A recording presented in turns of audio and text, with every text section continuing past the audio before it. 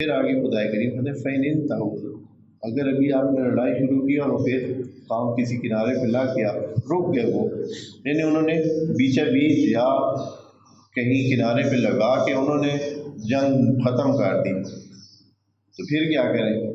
ہم کہیں کہ نہیں، اب ہم اس کو توڑ پہنچا کے ان کو بالکل تیس نیس کر کے چھوڑیں گے. نہیں، کہا کہ فَإِنِ تو اگر وہ اپنی جنگ سے باز آ جائے تو پھر کیا کریں؟ فَإِنِ انْتَهُوا فَإِنَّ اللَّهَ غَفُورٌ رَحِيمٌ. تو آپ یہ سمجھیں کہ جیسے اللہ کی غفوریت آپ کو چاہیے ہے، اسی طرح آپ بھی کیا بن جائیں؟ رحیم بھی بن جائیں اور غافر بھی بن جائیں. اللہ غفور الرحیم ہے، تو یہ صفت آپ مسلمانوں کو بھی اپنانی چاہیے. آپ بھی ان کو معاف کریں اور رحم دلی دکھائیں، یعنی پھر رک جائیں. حالانکہ اب آپ کے قبضے میں ہے، وہ رکے ہوئے، وہ نہیں اب جنگ کرنا چاہتے ہیں، رک گئے ہیں. تو پھر آپ یہ نہ کہیں کہ اب ہم تو اس کو کیا کریں گے، جیسے کہ نبی کریم نے یہ کیا جب انہوں نے فتح مکہ کس طرح پیش آئی، وہاں کوئی خون خرابہ نہیں ہوا ہے. اگر وہ لوگ لڑائی کرتے تو ان کے ساتھ لڑائی، تو انہوں نے لڑائی نہیں کی.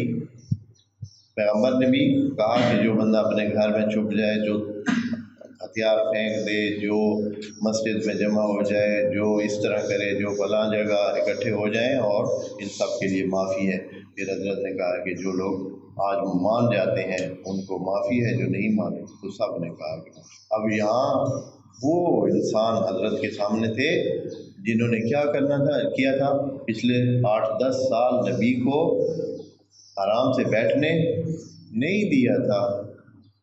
ہر وقت جنگ کا خطرہ مدینے پر منڈلاتا رہتا تھا کہ کس وقت جو ہے وہ قریش مکہ اور سرداران مکہ جو ہے وہ حملہ کرتے ہیں اور آ کر نبی کی اس بالکل نئی قائم کردہ اس سلسلے کو جو ہے وہ کیا کرتے ہیں، تہس نہس کر دیتے ہیں.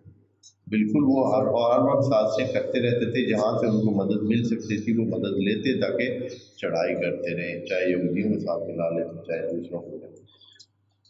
تو اس کے باوجود اتنی دشمنیوں کے باوجود، اتنے جو انہوں نے مسلمانوں کو بھی قتل کیا ہوا تھا، ان جنگوں میں کتنے مسلمان شہید ہوئے تھے، یا ویسے کتنے مسلمانوں کو انہوں نے پکڑ کے وہاں ہی نقصان پہنچایا تھا. کتنے مسلمان ابھی تک بے گھر تھے، وہ حبشہ گئے ہوئے تھے، ابھی تک واپس نہیں آئے تھے. مسلمان کچھ تھے اس وقت سے اپنے گھروں سے دیس نکالا انہوں نے کیا ہوا تھا خود مدینہ سے. تو اتنے تنگ کرنے والے لوگوں کو، اتنے قتل کرنے والے لوگوں کو نبی نے کیا کیا، اس آیت کے آخری حصے فَإِنِ انْتَهُوا، اگر وہ ختم کر رہے ہیں اپنے سلسلے، تو پھر آپ کو کیا حکم ہے؟ تو اللہ غفور الرحیم ہے، آپ بھی ان کو معاف کرتے ہیں. اور نبی نے بھی یہی کام کر دیا، سب کو معاف کر دیا. اور اس دن سے ان کا نام پڑ گیا طلقاء کہتے ہیں جن، کیونکہ وہ سمجھیں سارے اسیر ہو گئے تھے ایک قسم کے.